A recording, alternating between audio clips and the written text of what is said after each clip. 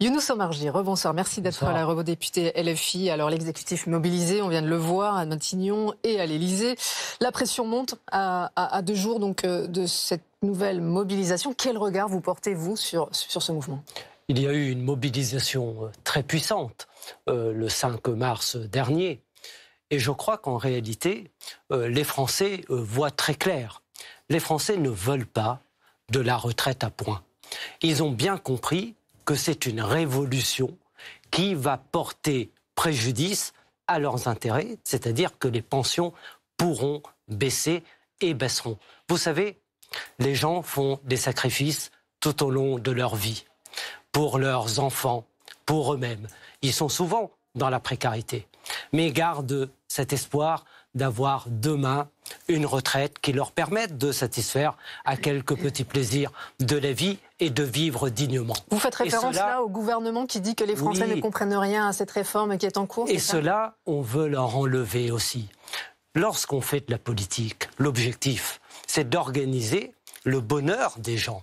Et la réalité, c'est que la politique d'Emmanuel Macron, finalement, est une politique qui sert des intérêts particuliers plutôt que de viser cet objectif qui est celui d'offrir aux Français des pensions dignes à la hauteur d'un pays comme la France. Alors, malgré tout, la bataille de l'opinion qui est en jeu, elle reste incertaine. On va regarder un sondage qui a été publié par le journal du dimanche, un sondage IFOP, qui, après le 5 décembre, montre qu'ils étaient 53% des Français à avoir une image positive du mouvement contre les retraites. Vous pensez que ça va être encore le cas à la fin de la semaine prochaine ? Oui, parce que c'est l'essentiel qui se joue.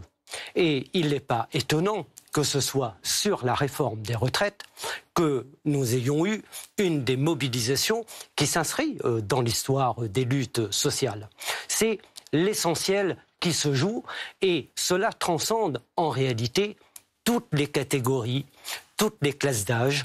Il y a une véritable solidarité pour sauver ce qui doit faire unité dans notre pays et des principes de solidarité forts. Cette réforme des retraites à points voulue par Emmanuel Macron, elle s'inscrit dans la droite ligne de la politique d'Emmanuel Macron que nous avons qualifiée comme étant une politique faite pour les riches. Alors, justement, vous allez encore plus loin, Younous Omarjee. Vous dites que les gagnantes, c'est des féminins, seront les banques et les assurances. Oui, je l'ai dit il y a 1 an et demi. Et la réalité, d'abord, c'est que la réforme des retraites à points a toujours été demandée par le MEDEF. C'est une demande constante. Et elle a toujours été voulue par le secteur bancaire et le secteur assurantiel.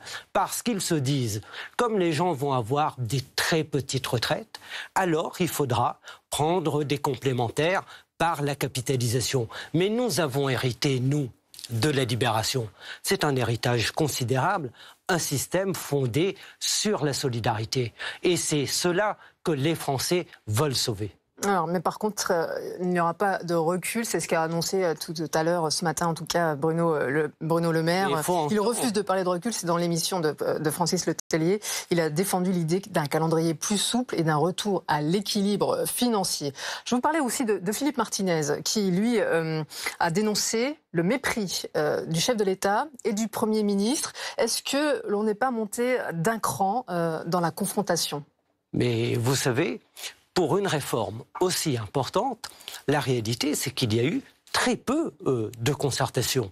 Et très peu de concertation également au niveau du chef de l'État avec les organisations syndicales. Donc je comprends très bien ce que Philippe Martinez dit et ce sentiment de mépris qu'il ressent. Et je crois qu'il y a aujourd'hui une demande qui doit être entendue par le gouvernement et qui réglerait tout immédiatement par rapport au blocage, etc., c'est le retrait de la réforme de retraite à points. Ensuite, est-ce qu'il faut une réforme des retraites en France ? Oui, mais il faut une réforme des retraites qui vise d'autres objectifs et qui vise la satisfaction du bonheur des gens quand le gouvernement veut faire passer en force une retraite qui sert des intérêts particuliers, ceux des banques, des intérêts du secteur assurantiel et des patrons. On aura compris votre regard sur ce mouvement, Younous Omarjee. J'ai une dernière question qui concerne toute autre chose. Bien sûr, c'est un délibéré qui est très attendu demain. Vous voyez de quoi je veux parler. Jean-Luc Mélenchon et 5 autres personnes de votre parti seront demain, s'ils sont condamnés à la suite des perquisitions mouvementées au siège de la France Insoumise. C'était il y a plus d'1 an. C'est un coup dur pour votre parti ? Plus d'1 an après, on voit bien combien tout ça était profondément ridicule. Et nous espérons que le tribunal n'entrera pas en voie de condamnation, qu'une relaxe sera prononcée. Et si une peine devait être prononcée, alors elle sera ressentie comme une injustice, parce que ce serait une injustice. Younous Omarjee, eurodéputé de la France Insoumise.